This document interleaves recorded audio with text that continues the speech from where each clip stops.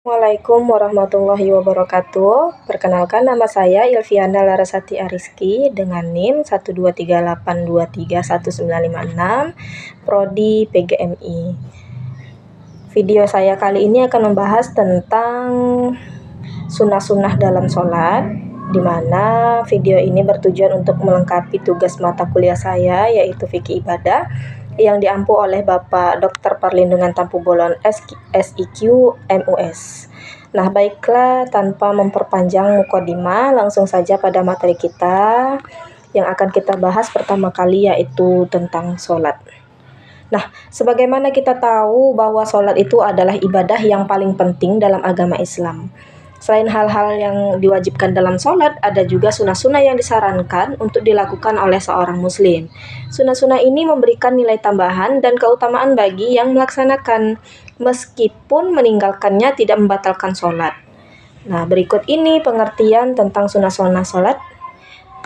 Yang pertama yaitu pengertian sunnah. Secara umum, sunnah adalah segala perkataan, perbuatan, dan ketetapan takdir yang dilakukan oleh Nabi Muhammad SAW. Sunnah ini juga bisa diartikan sebagai tindakan atau amalan yang dianjurkan untuk dilakukan dalam rangka memperbagus atau menyempurnakan pelaksanaan sholat. Kedua, sunnah sholat sebelum sholat wajib. Nah, sebelum melaksanakan sholat wajib, ternyata ada beberapa sunnah yang dianjurkan untuk dilakukan. Nah, seperti berwudu dengan baik. Kemudian pengertian dari wudu ini dulu yang harus kita pahami. Apa sih sebenarnya yang disebut dengan wudu? Wudu itu adalah syarat sahnya sholat. Sunnahnya adalah berwudu dengan sempurna sesuai dengan cara yang diajarkan oleh Nabi Muhammad SAW, seperti membasuh tubuh dengan urutan yang tidak berlebihan. Contohnya berkumur itu kita dianjurkan untuk 3 kali. Nah, kemudian naik ke hidung 3 kali, dilanjutkan sampai ke muka hingga ujungnya adalah membasuh kedua telapak kaki. Nabi SAW bersabda, barang siapa berwudu dan membaguskan wudunya, menyempurnakan wudu dengan memperhatikan fardu dan sunnah-sunnahnya, maka keluarlah dosa-dosa dari jasadnya hingga keluar dari bawah kuku-kukunya. Masya Allah. Kemudian mencucikan tubuh. Sebelum sholat disunahkan untuk membersihkan tubuh dari kotoran atau najis. Nah, apabila najisnya ini najis yang besar, maka kita diwajibkan untuk mandi dulu selain berwudu. Kemudian menggunakan pakaian yang baik. Disunahkan memakai pakaian yang baik dan bersih dan menutup aurat. Lalu dilanjutkan dengan sholat sunnah qobliyah. Kita sering mendengar istilah qobliyah. Sebenarnya apa sih yang dimaksud dengan qobliyah itu? Nah, sebelum sholat fardu, ternyata kita disunahkan melakukan sholat sunnah qobliyah, yaitu qobliyah artinya sebelum. Seperti 2 rakaat sebelum sholat subuh, 4 rakaat sebelum sholat zuhur, 2 rakaat sebelum sholat maghrib, dan 2 rakaat lagi sebelum sholat isya. Nah, sholat sunnah qobliyah ini dianjurkan untuk menambah pahala dan menyempurnakan sholat fardu. Sebagaimana Rasulullah bersabda, anna Rasulullahi sallallahu alaihi wasallam kana iza sakatal muazzanu minal azani li sholatis subha wa badal subahu ra'ataini hafifataini qabla an tuqamas sholatu. Yang mana artinya adalah Rasulullah Shallallahu Alaihi Wasallam dahulu diam antara azannya muazin hingga sholat subuh. Sebelum sholat subuh dimulai, beliau dahului dengan 2 rakaat ringan. Hadis riwayat Bukhari nomor 618 dan Muslim nomor 723. Lalu ada tertib dalam menunggu waktu sholat. Sunnah untuk tetap berada di masjid dan menunggu sholat. Menunggu waktu sholat adalah bagian dari ibadah yang sangat dihargai. Selanjutnya berdoa. Berdoa memperbanyak doa sebelum sholat, seperti membaca doa yang disarankan dalam hadis, misalnya doa untuk berlindung dari godaan syaitan, dan berdoa agar Allah mempermudah jodoh dan mempermudah kita dalam melaksanakan ibadah. Nah, kita diwajibkan untuk memperbanyak doa, karena sesungguhnya kita tidak tahu bagian mana doa kita yang akan diijabah oleh Allah. Ketiga, ada sunnah ketika sholat. Ada banyak sunnah yang bisa dilakukan saat melaksanakan sholat. Beberapa di antaranya adalah mengangkat tangan atau takbiratul ihram. Ketika memulai sholat, disunahkan untuk mengangkat kedua tangan sejajar dengan telinga atau bahu sambil mengucapkan Allahu Akbar. Nah, setelah kita melakukan takbiratul ihram, maka kita membaca doa iftitah. Setelah takbiratul ihram inilah kita mulai khusyuk dalam melangsungkan sholat. Nah, disunahkan untuk membaca doa iftitah. Jadi doa iftitah ini tidak wajib.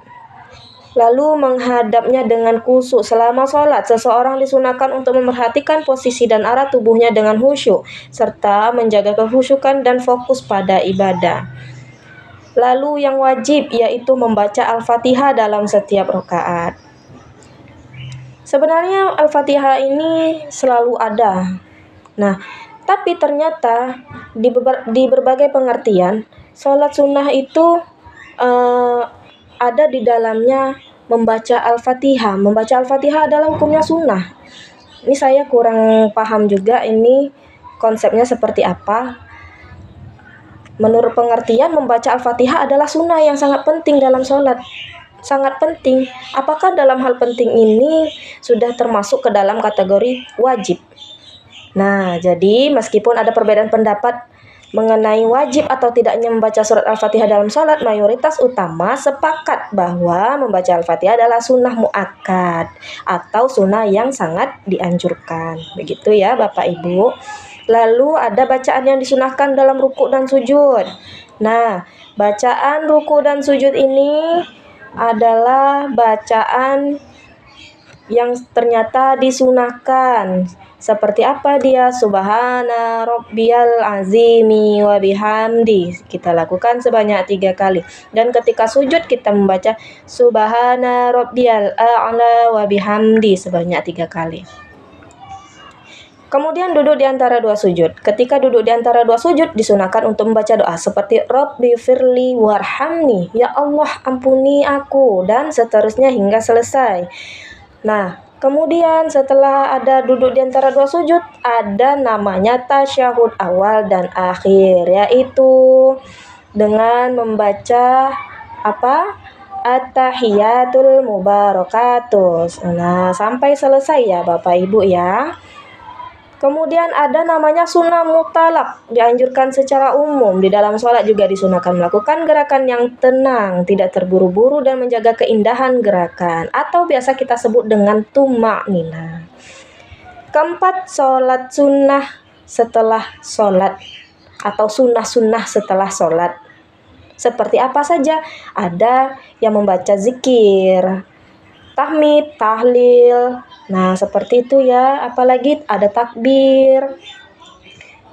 Kemudian membaca doa setelah sholat. Disunahkan untuk berdoa setelah sholat fardu. Baik itu doa yang disarankan dalam hadis seperti doa yang bisa dibaca setelah sholat, atau doa pribadi yang dipanjatkan kepada Allah, sebagaimana hajat kita masing-masing ya. Lalu ada sholat sunnah ba'diyah. Setelah sholat fardu, ada juga sholat sunnah ba'diyah atau setelah, yang dianjurkan. Misalkan 2 rakaat setelah sholat maghrib, 2 rakaat setelah sholat isya, dan sebagainya. Lalu menjaga sholat sunnah rawatib. Selain sholat sunnah ba'diyah, menjaga sholat sunnah rawatib itu sangat penting. Seperti 2 rakaat setelah sholat zuhur dan 2 rakaat setelah sholat isya juga merupakan sholat sunnah yang sangat dianjurkan. Yang terakhir yaitu bermuhasabah. Setelah sholat, disunahkan untuk bermuhasabah. Muhasabah ini seperti kita merenung dan menintrospeksi diri sendiri,